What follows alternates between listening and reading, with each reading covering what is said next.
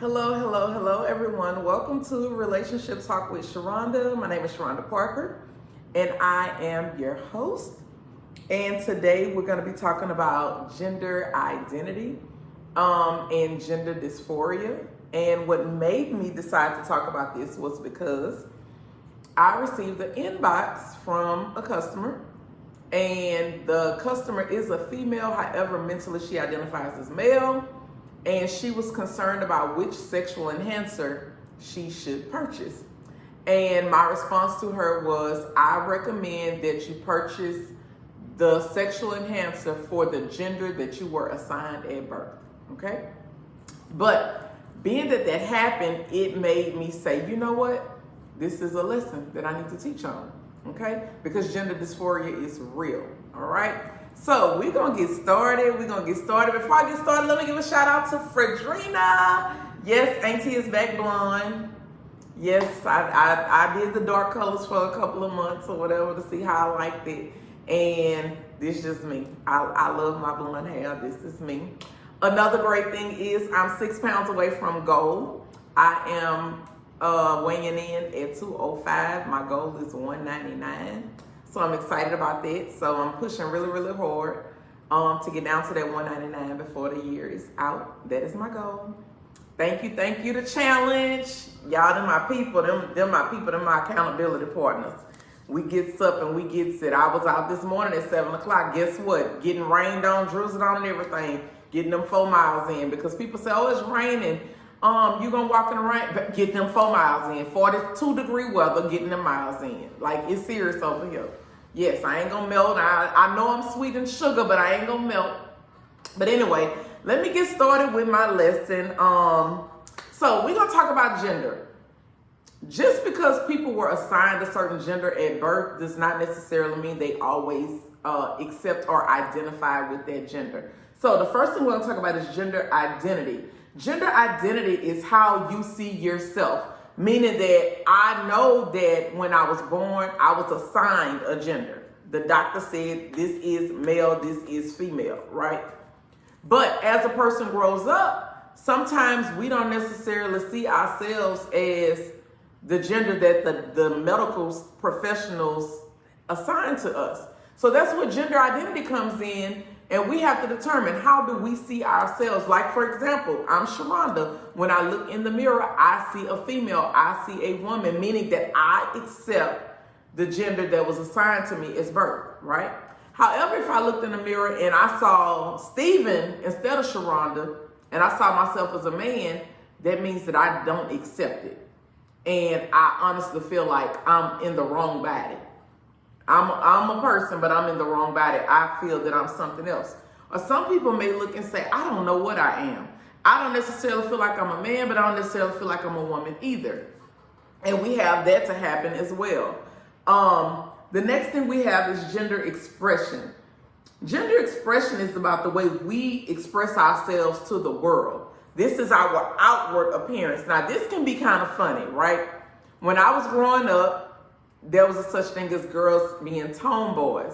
But keep in mind, when I was growing up, I was an 80s baby raised in the 90s. This was when crisscross was coming out. This was when Damage used the extremely baggy clothes, wearing stuff backwards, nothing fit, right? And we always wearing like these urban type of clothes. And most of the urban clothes look more masculine, right?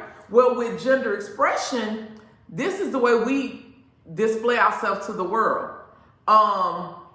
Another good example of this is Prince. I always like to use Prince when I talk about gender expression. Prince is a male, which actually Prince doesn't even identify with a gender. Let's start there. But with his gender expression, you a lot of times see him displaying both. You will see him wear blouses like women, pants like men, heels with real spiky boots with real spiky heels on them, kind of like something that a woman would wear. So his gender expression will be kind of all over the place. Back to what I was saying, when I was growing up, I carried myself more like a tomboy. When I look at all of my high school pictures, everything was too big, baggy, just kind of oversized, but that was the trend at the time, right? But it was a more masculine, boyish looking trend to the point where I looked like a tomboy, right? Even though I was a girl, I wore my hair in a plait and all this kind of stuff, it was still more of a tomboyish kind of look. As I got a little older, that's when I, kind of cut my hair a little bit, started wearing the little curls and, getting the finger wave, doing something like this. So my expression changed to become more feminine, right? Another thing with gender expression, you'll see this, whereas a person, you'll see this in trans people, where, okay, I was assigned one thing at birth, I identify as one thing, but then I express myself as one thing, meaning that I'm expressing myself the way I identify, right? Okay. Then the next thing we have is who you are attracted to. Now, this can be so crazy because you can identify as one thing, express yourself as another, but then who you're attracted to can be completely different, right? Let's talk about sexual attraction. You can be sexually attracted to male, female, or both. Or a person that's pan, meaning it doesn't necessarily matter. They trans, they just whatever. It doesn't matter. Asexual, it doesn't matter, right? Then we have emotional attraction. This is funny because when I talk about emotional attraction, a lot of times, like I can say, okay, I'm sexually attracted to men, right? I'm talking about myself. I'm sexually attracted to men. Men is what get me going. This is what I'm into. I'm not sexually attracted to women. I said it several times, even though women still approach me, I am not sexually attracted to women. They don't do nothing for me in that area, right? But I can honestly say that I'm emotionally attracted to women. And people say, well, what do you mean? A lot of us are emotionally attracted to our same sex. How so? This is where our best friends and stuff come. This is how we establish relationships with our best friends. You know your homegirl, meaning that, she call you and some stuff popping off and you like, oh, you better not mess with my homegirl. Yeah, your homegirl crying, you crying. She need a shoulder crying, you the shoulder. That is an emotional attraction, meaning that y'all come together over some emotional stuff. Y'all have commonality over emotional stuff. Do you want to sleep with your homegirl? No, you're not sexually attracted to her. However, you have let her in emotionally. This is the crazy part. Sometimes we may be sexually attracted to one group, but emotionally attracted to another. Meaning, yeah, I like my old man. I'm sexually attracted to my old man, but I want to emotionally open myself up to my old man because I got all these trust issues and all of this kind of stuff. So am I emotionally attracted to men? No, I'm not emotionally attracted to men. However, I'm sexually attracted to them, but when it comes down to my homegirl, I'm emotionally attracted to her. Oh yeah, it gets deep. It gets all over the place. So sometimes who we are sexually attracted to may not necessarily be who we are emotionally attracted to. Okay? Just like in a man's situation, he may be sexually attracted to a woman, emotionally attracted to a woman, however, not sexually or emotionally attracted to a man at all. Yeah, because that can happen, right?